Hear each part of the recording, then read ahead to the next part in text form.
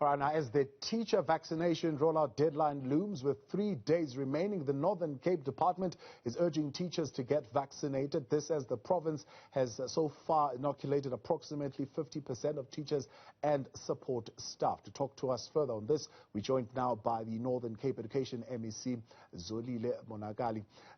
MEC, good evening and thank you very much for joining us tonight on In Focus.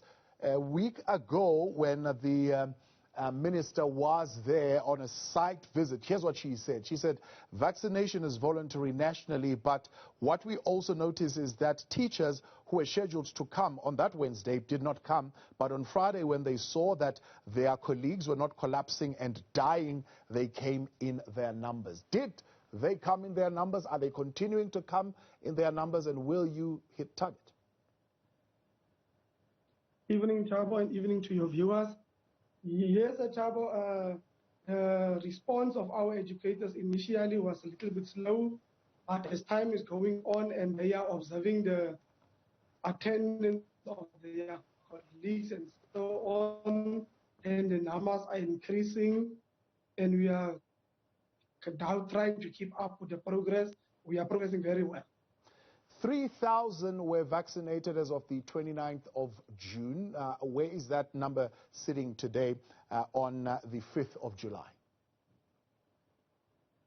As of today, we are currently standing at 8,133 educators and support staff in the province, which represents about 56% of the targeted population. And what is ultimately going to be the targeted number of teachers that you would want to vaccinate, that target being set for the next 3 days, I suppose? Our target is registered on the EVDS system. We've got 14,425 educators and support staff, of which 56% has already been vaccinated. We are continuing to encourage the outstanding number of educators and staff to go to the vaccination points to make sure they are vaccinated, so that as we are returning for the third term, then we want to make sure that all our educators are vaccinated. To those who have not chosen the route of vaccination, what are the challenges? Of course, we are experiencing some hesitancy in some parts of the province, especially in the areas of Namapa and so on, but we are continuing together with the Department of Health to reach out to them, to encourage them.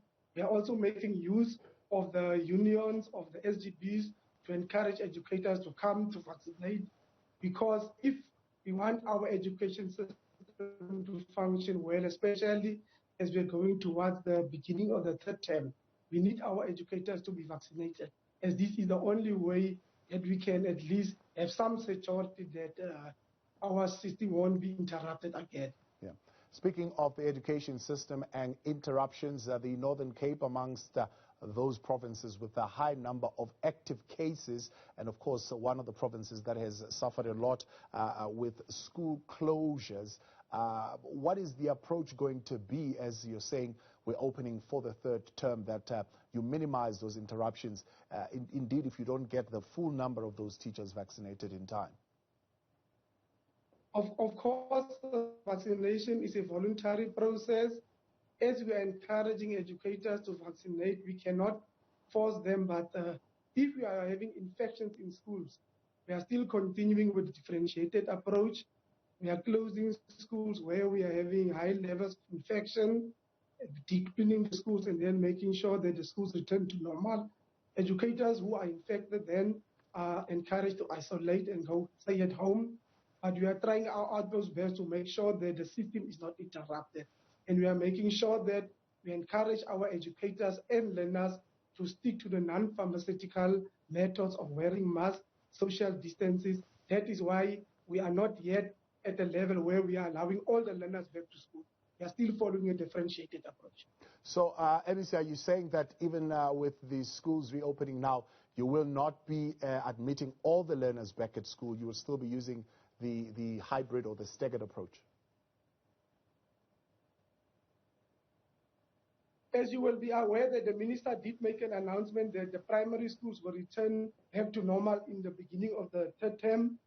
We are still committed to that, but of course we will be guided by what is happening on the ground. That is why we are working very closely with the Department of Health, with the SGBs of the schools, with the communities, the teacher unions. Where the situation allows, where the infections are flattened, are very low, we will return to normal with the primary schools. But where we are still experiencing some challenges with high infection rate, of course, we will be advised by the school governing body and the SMTs of the school, then we will continue with the staggered approach. But we are quite aware of the fact that there's an expectation that primary schools must go to their normal activity at the beginning of the third term. But the high schools will still continue with the staggered approach, where we are going to differentiate learners, others coming in the morning and some others during the afternoon. Yeah. 79 of the schools in May were closed to allow for disinfection, and we sent people to immediate isolation so that they can be appropriately identified as far as teachers and learners are concerned. How did that affect learning, and what is the catch-up program, and have you instituted that catch-up program? Yes, of course. The closure and the opening of the schools is definitely having a negative impact on our program of learning and teaching. But we are encouraging the schools, the SMTs, to make sure that we are having intervention programs. When learners or teachers are isolated, the school is still making sure that the learner is getting the work and must continue with the work at home. And we are making sure that when learners are returning back to school, we are having afternoon classes, we are having weekend classes. As I'm speaking now, we are starting with our winter intervention classes to make sure we are making up for the time that we have lost during that time. MEC, we appreciate your time and thank you very much for joining us. That was the Northern Cape Education MEC there, Zolile Monakali, giving us the progress so far as the inoculation of the teachers is concerned, urging teachers to respond in their numbers as the deadline looms. 3 days away now, currently sitting with just over 50% of their teachers inoculated. Let's